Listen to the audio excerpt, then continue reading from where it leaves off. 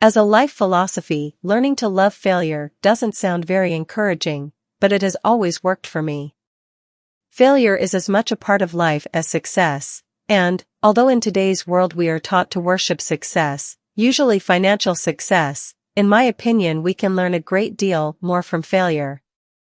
There are those that say failure is not an option. For me, it is a prerequisite for success. Success on its own is boring. Success is either proving that you can do something that you already know you can do, or doing something correctly the first time, which is usually a fluke. First-time failure, by contrast, is expected. It is the natural order of things. Failure is how we learn. There is an African phrase describing a good cook as she who has broken many pots. If you've spent enough time in the kitchen to have broken a lot of pots, probably you know a fair amount about cooking. I think that is quite clearly true that success is built on a huge number of failures. The bigger the success, the greater the number of failures it is based on. To get good at something we have to be bad at it for a long time. The better we want to be, the higher the standard we set for ourselves, the longer we have to spend not reaching that standard. Don't believe me? Well, I'm sure you've heard of Michael Jordan. This is what he had to say on the subject: "I've missed more than 9,000 shots in my career. I've lost almost 300 games. 26 times, I've been trusted to take the game-winning shot and missed.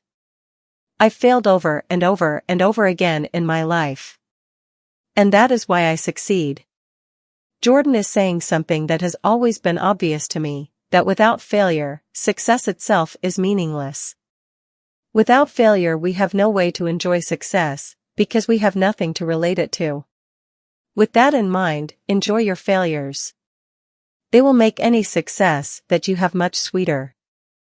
As novelist Truman Capote once said, failure is the condiment that gives success its flavor.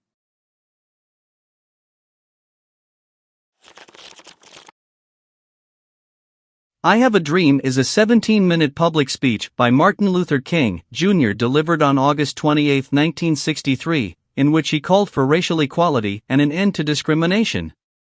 The speech, from the steps of the Lincoln Memorial, was a defining moment of the American civil rights movement. Delivered to over 200,000 civil rights supporters, the speech was ranked the top American speech of the 20th century by a 1999 poll of scholars of public address.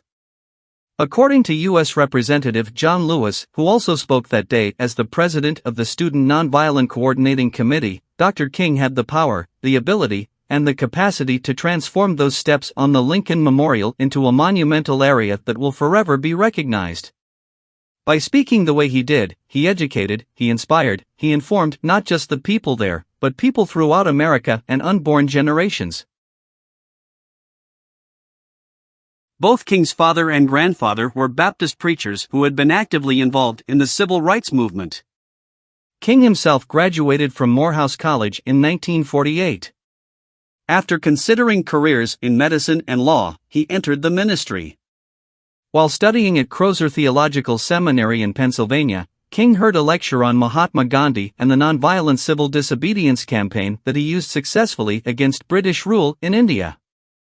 Over the next few months, King read several books on the ideas of Gandhi, and eventually became convinced that the same methods could be employed by blacks to obtain civil rights in America. He was particularly struck by Gandhi's words, "Through our pain we will make them see their injustice." King was also influenced by Henry David Thoreau and his theories on how to use nonviolent resistance to achieve social change. Hence, these influences impelled him to lead the black to fight for social justice.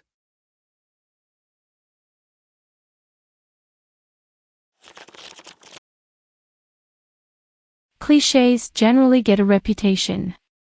It's because they are expressions so overused that they reveal no personality on the user's part, or rather, his lack of personality. But let's face it, there are many situations in life where it is hard to be original or honest. Congratulations! May you too be blessed with many years of happiness, is the obvious remark at a wedding, even if you have serious doubts about the couple's compatibility. At a funeral, isn't my condolences. At least he is at peace now, much better than. So, how much money will you inherit? You see, although clichés can be insincere and superficial, they are safe and unprovocative. Although clichés sound universal, many actually reflect a particular society's values. American business life, capitalistic and competitive in nature, is full of sporting expressions. You might be thrown a curve ball in an interview. You have to make home runs in business. The world of art, music, and films has also contributed. Does love really mean you never have to say sorry? Do gentlemen really prefer blondes? Is your sweetheart the sunshine of your life? The cliched themes and characterizations of novels and movies, the poor but handsome hero who gets the rich girl, the lonely cowboy, provide comfort and familiarity in our real but unpredictable world. So clichés have many uses. They help us when we are at a loss for words, they entertain and amuse, and they bind us as a community. And in many ways, they also express our deepest desire. Does anyone not at some point or another hope to live happily ever after?